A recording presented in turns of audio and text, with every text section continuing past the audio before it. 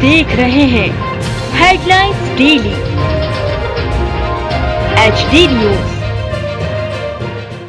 मालवा अंचल के प्रमुख आस्था केंद्र गीता भवन पर 67वें अखिल भारतीय गीता जयंती महोत्सव का शुभारंभ नव श्रृंगारित परिसर में रविवार 8 दिसंबर को दोपहर 1 बजे वैदिक मंगलाचरण एवं शंख ध्वनि के बीच दीप प्रज्वलन के साथ होगा। जगत गुरु शंकराचार्य पुरी पीठाधीश्वर स्वामी निश्चलानंद सरस्वती के सानिध्य एवं अंतर्राष्ट्रीय राम स्नेही संप्रदाय के आचार्य जगत गुरु स्वामी रामदयाल महाराज की अध्यक्षता में इस महोत्सव का शुभारंभ होगा। गीता जयंती का मुख्य महापर्व बुधवार 11 दिसंबर को गीता जी के सामूहिक पाठ के साथ मोक्षदा एकादशी को मनाया जाएगा। संत विद्वानों के प्रवचन प्रतिदिन दोपहर 1 से शाम 5:30 बजे तक होंगे। गीता जयंती महोत्सव के दौरान गीता भवन में शहर के 5 प्रमुख दानदाताओं और पीड़ित मानवता के प्रति सेवाभावी बंधुओं का सम्मान भी शुभारंभ प्रसंग पर किया जाएगा।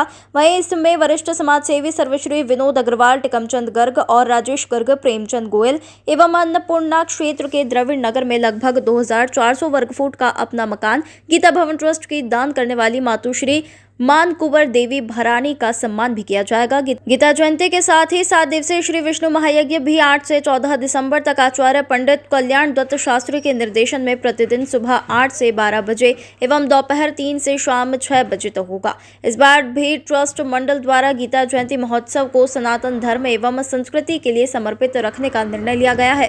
इसी दौरान प्रतिदिन हजारों श्रद्धालु सनातन धर्म के संवर्धन एवं संरक्षण के लिए संतों की साक्षी में एक संकल्प लेंगे।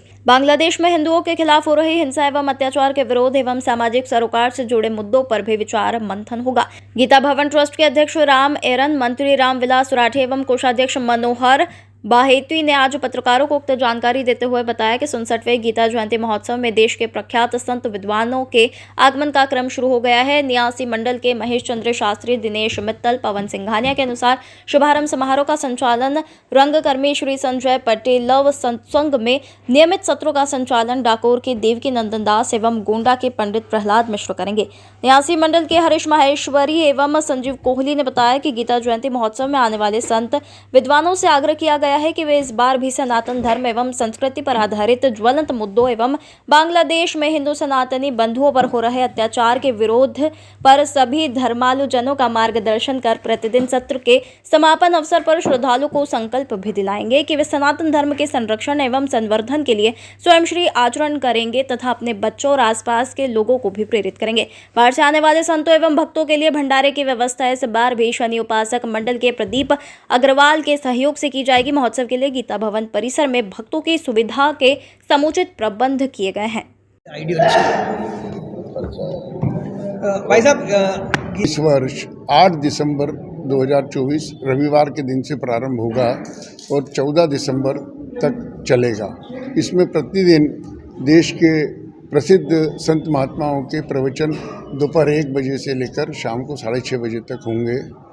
मुख्य दिवस गीता जयंती का एकादशी को होता है, मोक्षदा एकादशी, वो इस वर्ष 11 दिसंबर को है।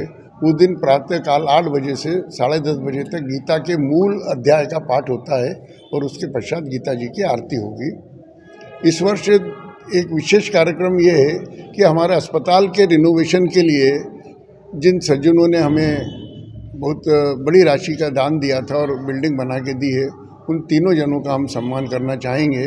श्री विनोद जी अग्रवाल, श्री टीकमचंद जी गर्ग, श्री राजेश जी गर्ग और श्री प्रेमचंद जी गर्ग गोयल। और इसके साथ ही रंजीत हनुमान के पास द्रविड़ नगर में एक 2400 स्क्वायर फीट का प्लॉट श्रीमती मानकुंवर बाई भरानी ने हमको गीता भवन ट्रस्ट को दान में दिया है, जिसकी रजिस्ट्री भी उनने करवा दी है गीता भवन के पक्ष में।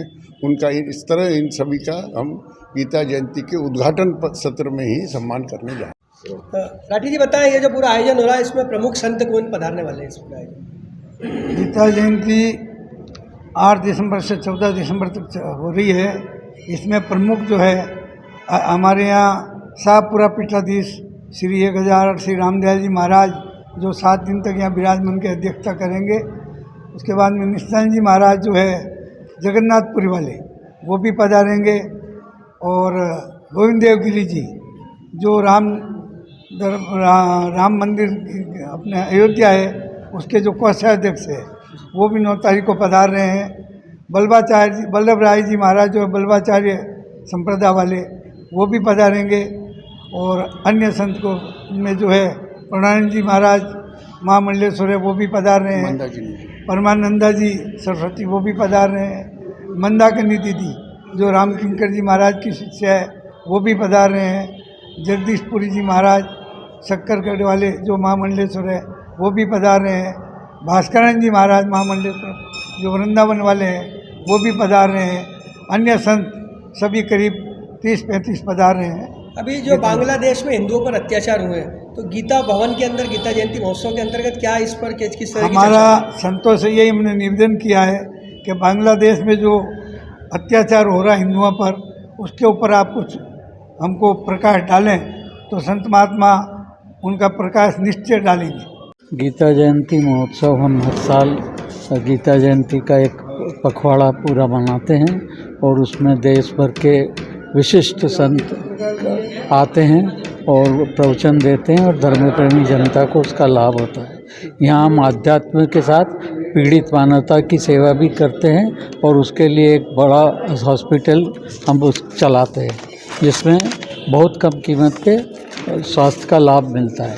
हम उस हॉस्पिटल को पूरा रिनोवेट करके पूरा नया बना के और उसमें इक्विपमेंट भी पूरे नए लगा रहे हैं और बड़ी भारी धनराशि उसमें खर्च हो रही है और हमारा उद्देश्य है कि हम उसमें बहुत अच्छी पीड़ित मानवता को रोग में उपचार में सहायता दे सके और इसको मध्य प्रदेश का नंबर 1 चैरिटेबल हॉस्पिटल बना। जी बताएं, गीता भवन द्वारा अभी गीता जयंती महोत्सव का भी आयोजन शुरू हो रहा है और एक हॉस्पिटल जो यहाँ पे है पीड़ित मानवता की सेवा के लिए उसके लिए क्या कहना?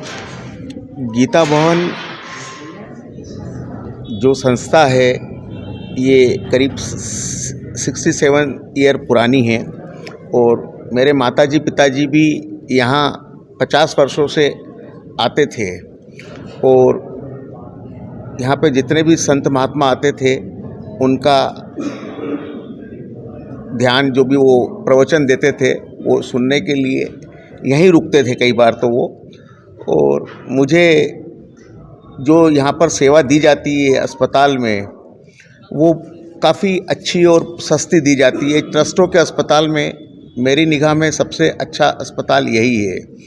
बट कुछ समय पहले हमने देखा था अस्पताल में कि काफ़ी पुराना हो चुका था और जीर्ण शीर्ण हो चुका था, तो हमने पहले उसका पुराने अस्पताल का नवीनीकरण करने का विचार किया था, मगर बाद में हमें लगा कि नवीनीकरण करने से उसका काम नहीं चलेगा, तो हमने उसका पुनरुद्धार यानी पूरा नया बनाया है और ईश्वर की कृपा से अब वो पूरा बन गया है और इस महीने के एंड तक या अगले महीने के फर्स्ट वीक में हम उसको चालू कर पाएंगे। और ये प्रेरणा मुझे बस यहाँ की जो सेवा की जो मैं भावना देखता हूँ उसी से मिली हुई है।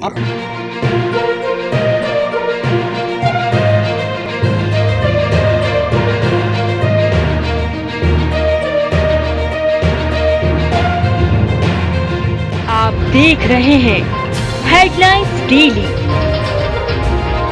HD news.